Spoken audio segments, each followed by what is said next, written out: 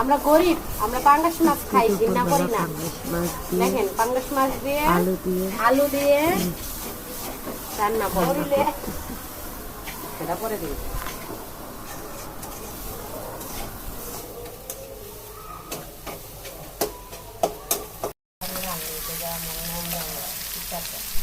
টাইপেনটা দিলে সুন্দর হতো না? হ্যাঁ,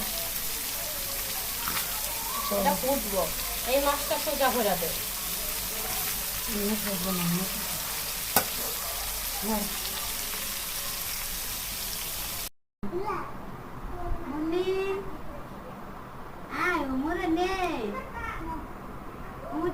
কান্না করে